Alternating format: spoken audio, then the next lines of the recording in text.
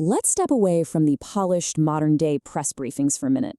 We're going to look at a structure that has served as a silent, unyielding observer to the entire American story. Welcome to this explainer on the hidden history of the White House. This isn't just a building. It is a living, breathing testament to the survival of a republic. We're going to peel back the layers of paint, the decades of renovations, and dig into archival photographs to truly understand the secrets behind these walls. Back in 1790, the newly formed United States desperately needed a permanent capital. George Washington actually selected the site himself, right along the Potomac River. And by 1792, construction was officially underway.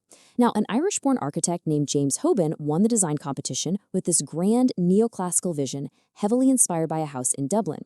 But to really ground us in the physical reality of this era, we have to look at who actually built it. The literal foundations of this iconic symbol of democracy were laid largely by enslaved laborers, working shoulder to shoulder with European craftsmen and local hands. Fast forward to 1800. President John Adams and his wife Abigail become the mansion's very first residents. But honestly, the reality was far from majestic. There's this stark contrast between Adams's solemn prayer, wishing that none but honest and wise men ever rule under this roof, and the harsh, freezing conditions he was actually living in. The building was completely unfinished. We're talking no insulation, no central heating, just incredibly drafty corridors and a few fireplaces. In fact, Abigail Adams famously had to use the East Room just to hang the family's laundry, simply because there was nowhere else to dry it. 8. That is a heavy number. It represents the 8 slow, grueling years of construction it took just to get the building to that barely habitable state by 1800. Progress was incredibly sluggish. Why? Well, they had limited funds, a serious lack of manpower, and you have to remember the sheer scale of hand-carving decorative moldings and laying thousands of bricks. But even in its unfinished, drafty form, it stood as a powerful political statement. It was a house for a president, not a palace for a king. And these walls quickly became a canvas for some very contrasting visions. When Thomas Jefferson took over, he transformed the mansion into this quiet, functioning intellectual hub. He filled it with scientific instruments, maps, and even brought in indoor innovations like a revolving bookstand. But then jump ahead to 1829 with Andrew Jackson, and the narrative completely flips. Jackson runs as a populist and literally throws the doors wide open. He invited thousands of people to a completely chaotic public inauguration party that actually caused real damage inside the house. It was the quiet, elite intellectual center suddenly colliding head-on with the raw, unfiltered energy of the people's house. But this young symbol of democracy was almost wiped right off the map. Tensions with Britain escalated into the War of 1812, and by August 1814, British forces marched right into Washington and set the White House ablaze. First Lady Dolly Madison narrowly escaped. She bravely refused to flee until she had saved essential state documents and that famous portrait of George Washington. The fire left nothing but a blackened, charred exterior shell. The American public, though, demanded it be rebuilt on the exact same site. So architect James Hoban returned, and by 1817, the fully restored White House reopened, a massive testament to the young nation's sheer resilience. Yet the White House was also a place of sudden, stark mortality. 31. That's the number of days William Henry Harrison served in office before dying of pneumonia right there in the mansion. To this day, it remains the shortest presidency in U.S. history. It's a heavy number, and it reminds us that behind the grand columns and the fancy state dinners, the White House is a deeply human environment. It's a place where the absolute ultimate stakes of life, death, and constitutional continuity play out in real time. This building absorbs the shockwaves of the nation, and never was that more true than during the Civil War. By 1861, the White House had literally transformed into a fortress, completely surrounded by troops guarding a deeply fractured republic. Abraham Lincoln navigated the nation's greatest existential crisis from right inside those walls. This culminated in the 1863 Emancipation Proclamation, which officially redefined the war as a fight against slavery. But, as we know, this era of monumental change ended in sudden darkness, with Lincoln's assassination in 1865, plunging the entire building into deep mourning. Lincoln's tenure really transformed the building into the absolute epicenter of both emancipation and immense grief. Archival accounts paint this picture of Lincoln spending long, exhausting late nights in the library and cabinet room, just heavily burdened by the war's mounting death toll. And that grief, it wasn't just national, it was incredibly personal. In 1862, the Lincolns lost their young son Willie right inside the mansion. the White House was this intense crucible where the heaviest burdens of national leadership and crushing personal tragedy were inextricably linked. Following the tumultuous end of Reconstruction in 1877, the nation shifted gears toward a new era of industry and modernization. Naturally, the White House had to adapt. President Chester A. Arthur brought the building into the modern age in 1883. We're talking installing modern plumbing, gas fixtures, and even hiring Louis Comfort Tiffany to add vibrant stained glass pieces. But as the 20th century dawned, the sheer needs of the government completely outgrew those old walls, and that led to a massive structural shift in 1902. At the dawn of the 20th century, Theodore Roosevelt steps in and orchestrates a massive architectural pivot. At just 42 years old, he brought this furious energy to the presidency.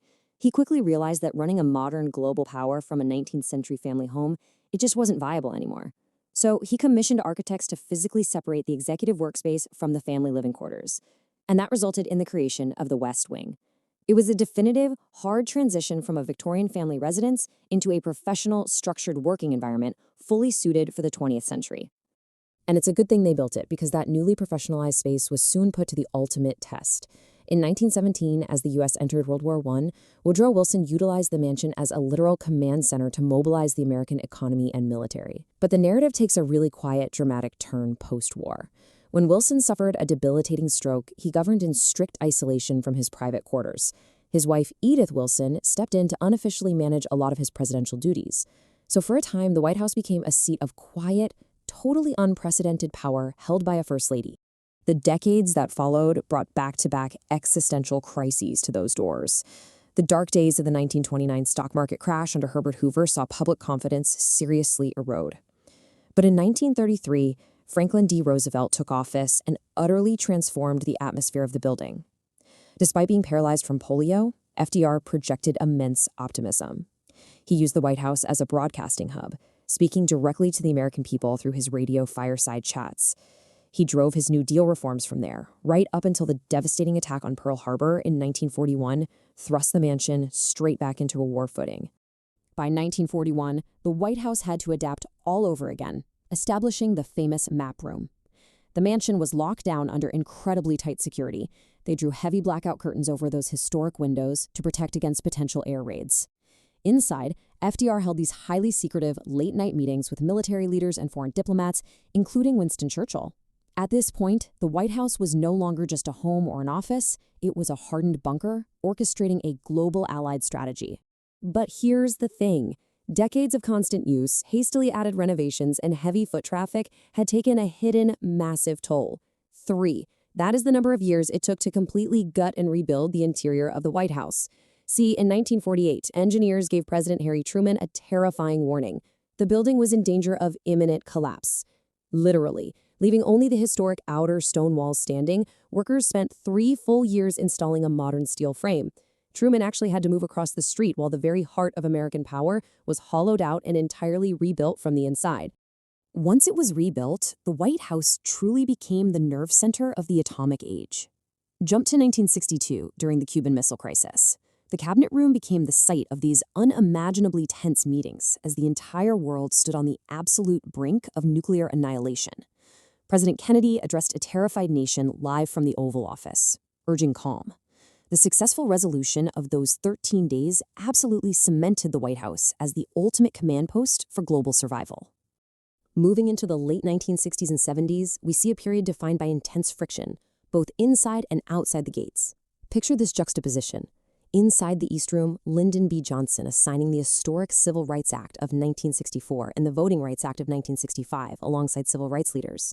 Yet just outside his window in Lafayette Square, massive anti-Vietnam War protests are raging. The building was simultaneously a beacon for civil rights legislation and a lightning rod for deep national unrest.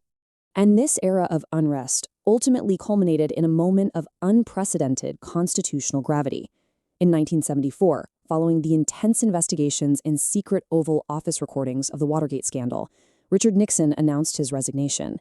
He famously boarded a helicopter on the South Lawn in a highly somber departure. Shortly after that, Vice President Gerald Ford assumed office, speaking from the East Room to declare, "Our long national nightmare is over." It marked a historic low point in public trust, leaving subsequent administrations with the immense task of rebuilding the presidency's credibility from scratch.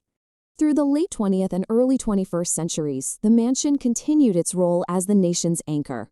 In 1986, Ronald Reagan used the Oval Office to console a grieving public following the Challenger disaster.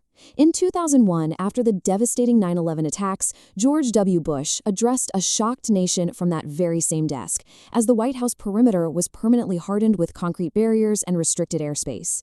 And in 2009, the building witnessed another massive historic milestone as Barack Obama entered as the nation's first African-American president, bringing a new era of digital transparency and green technology to the residents. In our most recent eras, the institution has continued to adapt at a rapid pace. Under the Obama administration, we saw a focused shift toward digital transparency and modernizing the grounds. The Trump era was defined by intense political polarization, utilizing the White House as a high-profile backdrop for heated press briefings and unprecedented foreign summits. Most recently, the Biden administration had to immediately adapt the building for strict pandemic operations and remote events, signing sweeping climate and health orders right from the Oval Office. Through it all, the building just keeps absorbing the changes.